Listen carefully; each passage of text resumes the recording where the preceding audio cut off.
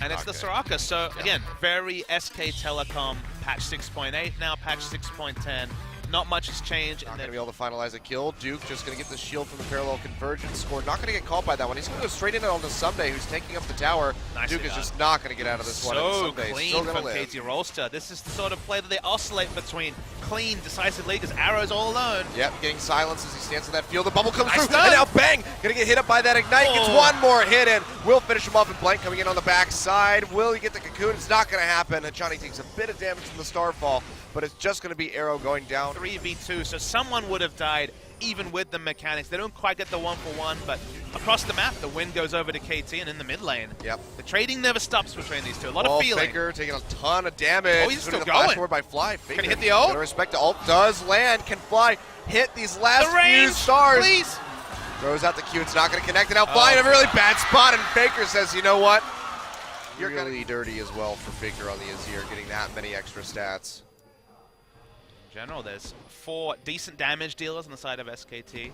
Yeah. Fly doing his best to hold the minion wave. Doesn't turn Oh, bottom lane. okay. That happened. Yeah, so Wolf is just dead.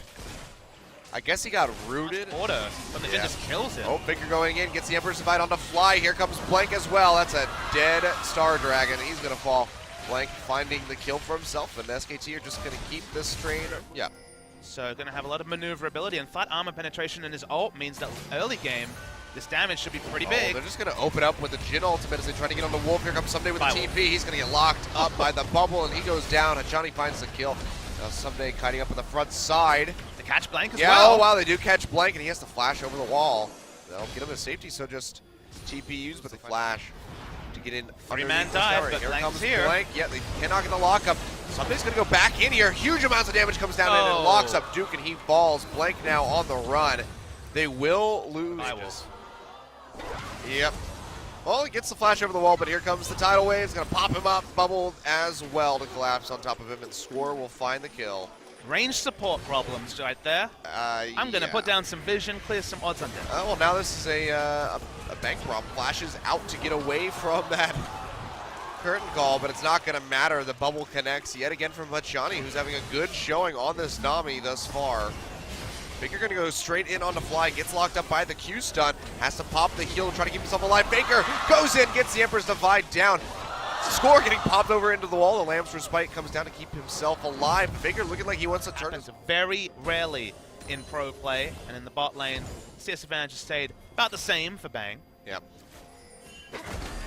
Bang though, speaking of which, gonna get rooted here, taking a ton of damage. No way for him to get out of that one alive.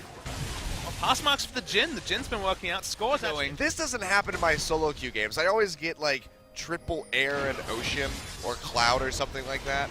I never get the good ones. Faker though, going in aggressive again. Someday throws out the Emperor's Divide. He's taking a ton of damage. Fly is floating his way in. Wolf as well, coming up here to support his mid laner. The heal's coming through. Wish gets popped. Faker getting locked up. Looks like he's going to go down, and he does. The teleport coming in from Duke. Can they find anything? Cocoon lands on the Score into the parallel convergence. Not going to connect in time. Look at the damage, Duke though. has to snap back, and now Blank getting knocked up by that bubble.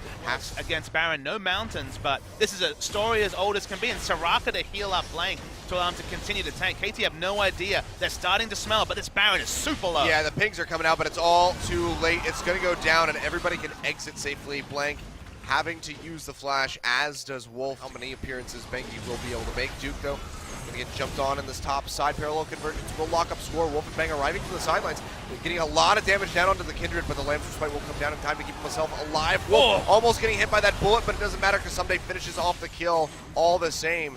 And it looks like Maokai will be able to walk out, so a fight initiated just about by SK Telecom. The 80 carry item builds have basically been an arms race. Oh wow, Hachani just gonna go down. Baker and Bang doing so much damage.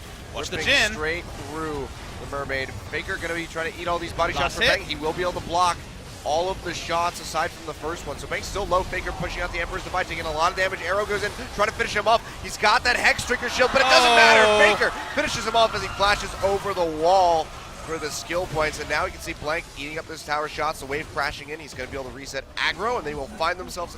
Duke going to get engaged on by Score, taking a bunch of damage. Jukes out the W. Parallel convergence will come up with a stun, and using that. Meanwhile, yeah, using that passive, he's going to be able to zip his way away. There's a ward in the pit, but they don't even care. They're They just can't going to be get able to take it.